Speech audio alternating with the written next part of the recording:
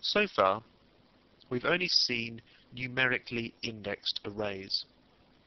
These are the kind of arrays that we can refer to each element by a number. An associative array, on the other hand, lets us give a meaningful name to each element within it. Let's say we wanted to store a number of greetings in different languages. We could set up a greetings array and simply include all the greetings as numeric elements within that array. And then we could reference it by saying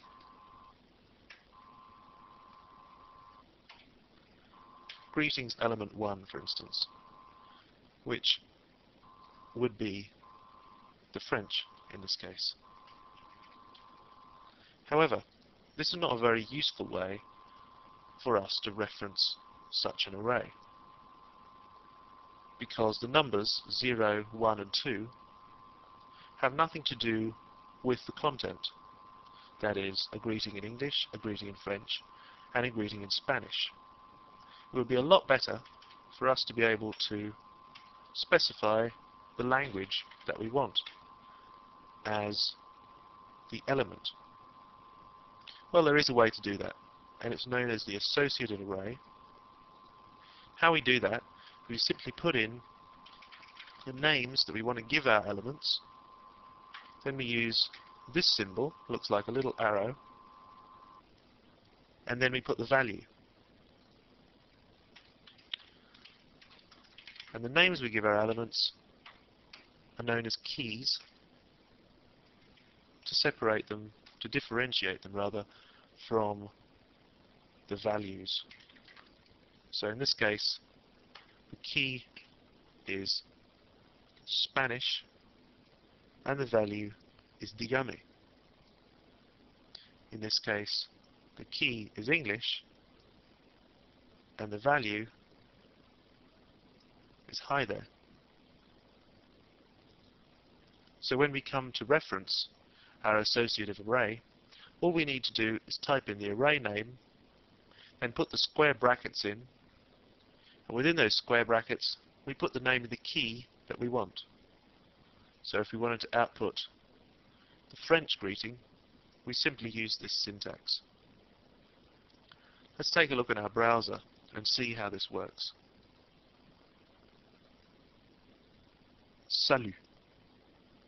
It's picked out the greeting that we wanted based on the key that we put within these square brackets. So if you put English or Spanish instead, it would output the response in the appropriate language. So we can see that associative arrays are a much more flexible and meaningful way of naming the elements within an array. And both numerically indexed arrays and associative arrays have their uses, but there are drawbacks and advantages to both. One of the problems with associative arrays is that we can't reference every element within them simply by taking a number, as we did with our numerically indexed array in the last movie, and increasing that number and using that to reference each element within the array. The reason for this is that numbers are not involved within associative arrays. Each element has its own text name, so we can't just use a counter. So how do we do that same thing with an associative array? The answer is there's a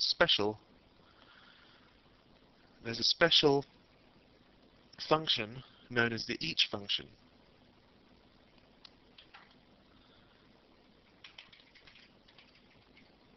Now let's say we've set up a variable called current greeting, and we'll set that to each. This is the each function. Each greetings. And what that does on its own is it takes the first element it comes to and it outputs an array which we've called current greeting, And this is also an associative array. But this associative array has only two elements. And those are key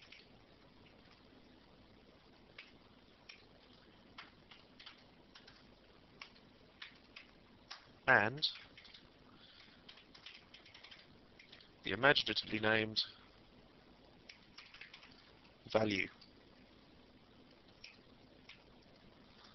Don't need another break tag there because that's the last thing we're going to echo to the browser. Now you may be looking at these elements here, key and value, and saying, now where did you get those from? Because nowhere in the script have we initialized any array which contained these as the keys to an associative array. Well, actually we did. How we did that was using the each command, which outputs just such an array as whatever name we gave it. Now by default, this each command will go through the array and check each element of greetings one by one. Because we've only said to do it once, it's only going to get as far as the first element. Let's take a look at our browser, and we're going to refresh that. As we can see, English is output and hi there. Taking a look back at our script, that means it's output key and value. The key being English and the value being hi there. So we can see that this can be quite useful when we come to want to look at every element within our greetings array. How we can do this is by simply making this into a while loop. And we're going to have to put in that other HTML break tag there, because now it's going to happen more than once. And the reason why this while loop will take us through every element is that it's going to carry out this every time, and the first time it's going to look at this element, then it's going to look at French, then it's going to look at Spanish, then it's going to try and look for the next one, and it's not going to find anything. And so it's going to set this current greeting array to empty, nothing, null. And therefore this while will evaluate false, and it will skip to the end of the curly brackets, and this will stop executing. So let's take a look at that in our browser. As we can see, it's output each key and then each value one by one. Now this may seem like quite a complicated way of simply pulling the values out of the array. Well, it is. And unfortunately, with associative arrays, because they're more flexible, we have to do slightly more complicated things to get the data out of them. However, there is another way of doing it, which allows us to give slightly more meaningful names than current greeting key and current greeting value. How we do that is by using the list function.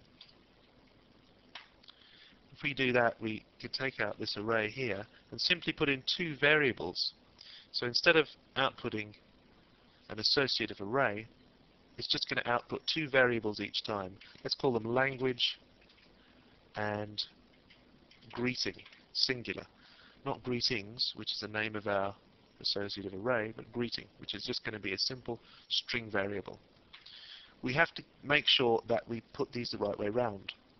because this is going to be key and this is going to stand instead of value. So we can pop in language here and greeting here. So we can see that by using the list function we simplify things quite a lot. The reason I showed you the way without it was so that you could see how the each function actually works and appreciate what it's doing there. So let's turn all of this into something useful. We can say in concatenation operator, then we can put a comma in and a space,